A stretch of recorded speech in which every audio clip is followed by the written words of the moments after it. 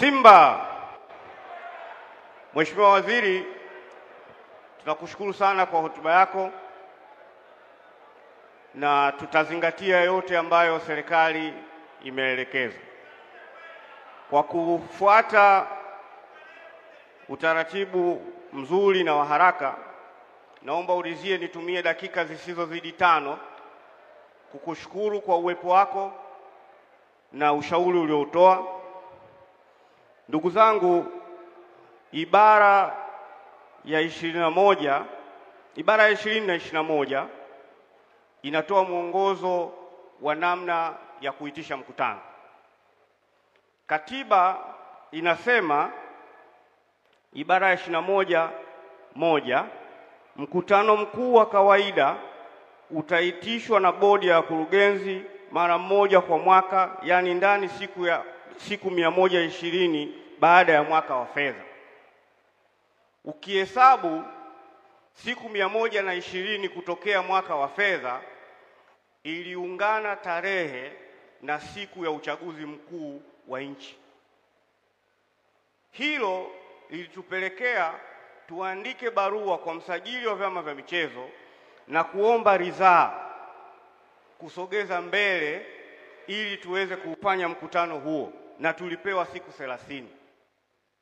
Ndiyo sababu iliyotufanya tuitishe mkutano huu leo.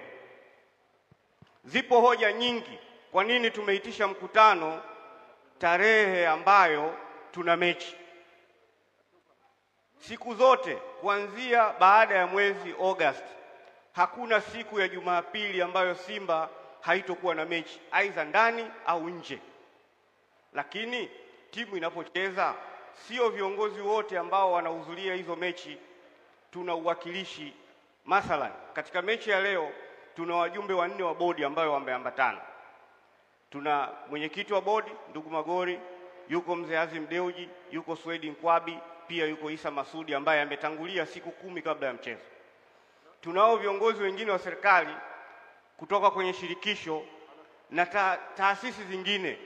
Ubalozi wetu wa Tanzania nchini Nigeria umetuma watu siku kadhaa kabla hiyo mechi. Kwa hiyo hakuna eneo ambalo litakuwa na hitilafu kwamba mkutano usifanyike, kwa sababu ni jambo lipo kwa katiba.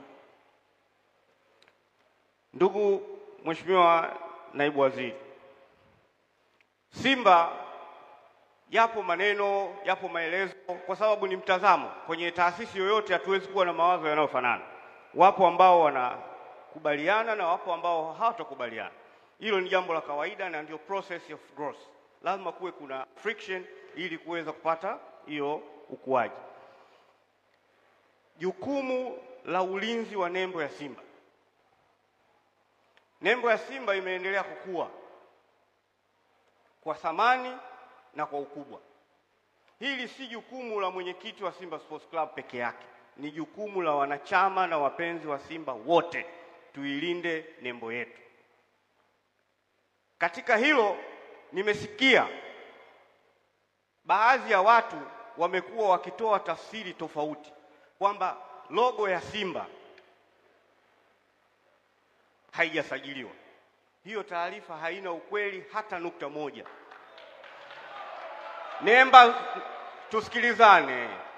Nembo zote za Simba zimesajiliwa kwa mujibu wa sheria, na ukiitumia bila ridhaa ya Simba wenyewe unajiweka katika hatari kisheria. Tumefanya usajili na kadhalika, tunalipa returns za kila mwaka kuhusu umiliki wa hiyo nembo. Lakini pia katika ulinzi wa nembo, ninawaomba na kuwashauri wana Simba wenzangu, tusimamie vizuri yale tunayoyaangalia. Thamani ya fedha ambazo tunazipata zinatokana na nembo kulindwa. Tunao wadhamini wanaovutika kuja kudhamini na kuwekeza fedha ndani ya Simba kwa sababu nembo yao inalindwa.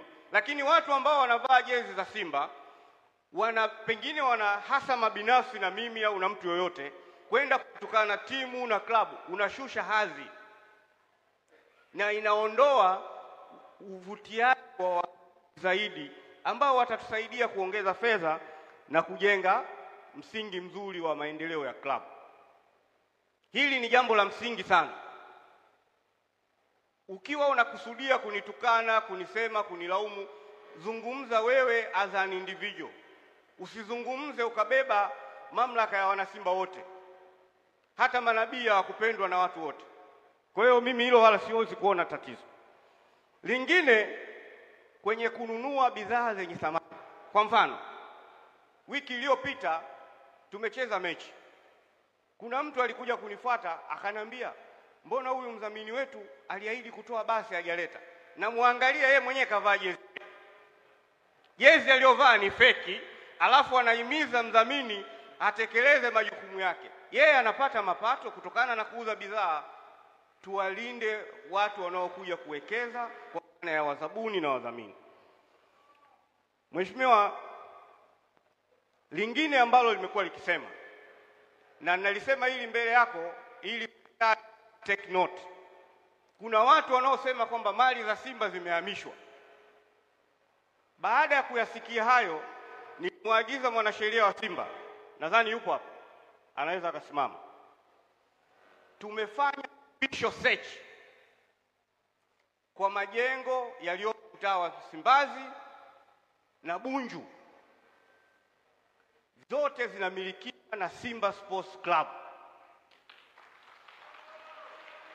Yule anayesema majengo yameuzwa, na Simba zimeuzwa, basi atuletee na ushahidi wa huyo aliyemuuzia, maana atakayekuwa ameuza ni yeye.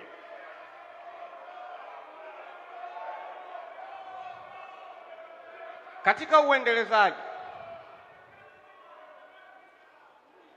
uendelezaji wa uwanja, na kushukuru CEO kwa taarifa uliyoitoa. Lakini binadamu, kama hutoweza kumshukuru mwanadamu mwenzio, basi uweze hata kumshukuru Mungu. Naomba ndugu Habib Nasa, yupo hapo, unaweza ukasimama. Huyu bwana maarufu tunamuita mshika dau. Yeye pamoja na mjumbe wetu wa bodi Peter, ndugu Mohamed Asol, wamechangia kwa kiasi kikubwa sana kufanya marekebisho makubwa ambayo mmeyaona binafsi kutoka katika mifuko yao. Tunakushukuru na unaweza ukakaa. Tunatengeneza pitch zaidi ya 6 pale kwa ajili ya timu zetu za vijana, wasichana, wanawake pamoja na timu ya senior ili tuweze kufanya vizuri. Lakini ndugu Octavian Mshiku, tunakushukuru sana kwa mchango wako mkubwa. Yeye ni mjumbe wetu wa bodi aliyepita, lakini amechangia katika kukuza vipaji. Anashirikiana sana na wenzetu wa kamati ya youth. Nimemwona Dr. Chidua hapa. Tunakushukuru sana bwana. Taarifa ya CEO imesema kwamba tumeweza kupandisha wachezaji 3, lakini tumeweza kupata wachezaji 4 ambao wameenda kupata timu nje ya nchi. Kwa hiyo hilo ni jambo kubwa sana. Mheshimiwa Naibu Waziri, kwa kumalizia, maelezo uliyotoa, sisi ndani ya uongozi hatujawahi na hatutawahi kuwa na dhamira ya kumdhuru yoyote, lakini tunazingatia utaratibu uliowekwa kwa mujibu wa sheria.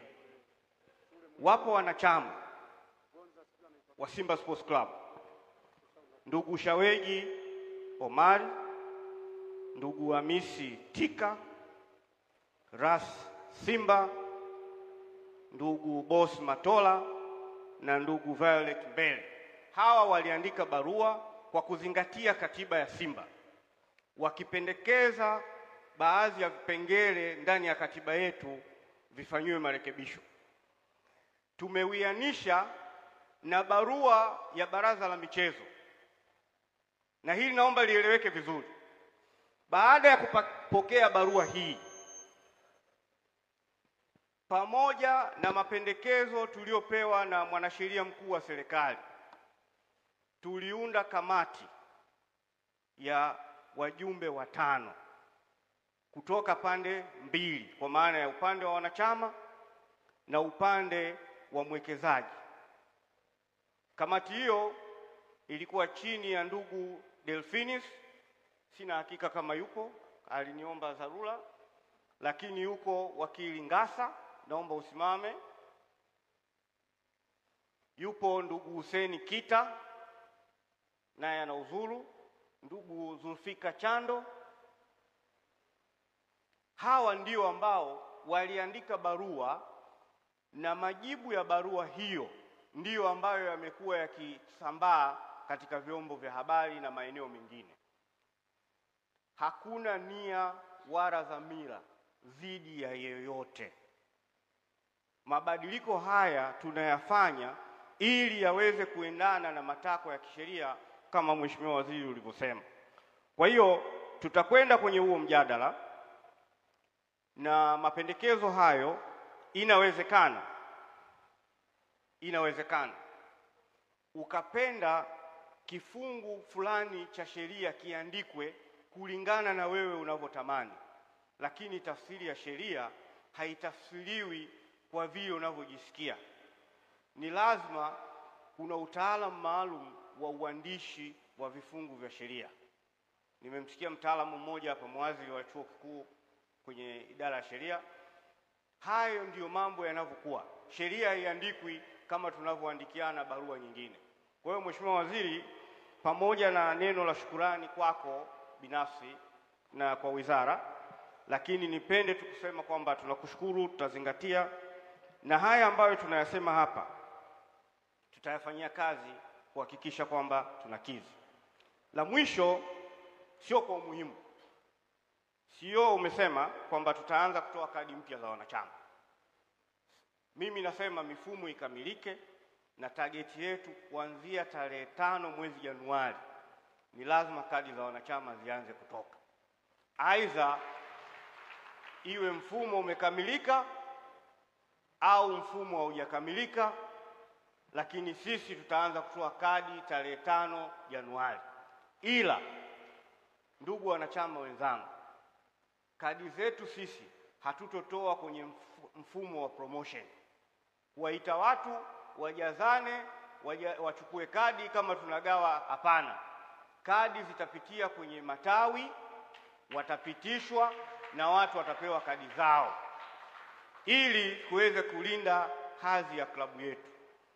Nawashukuru sana na kushukuru Mheshimiwa Waziri. Kama itakuwa unajisikia kuondoka, tunakuruhusu, lakini kama utapenda kuendelea kuwepo kwenye mkutano huu, tunakukaribisha na tukutakie heri sana katika ujenzi wa taifa letu. Asante sana.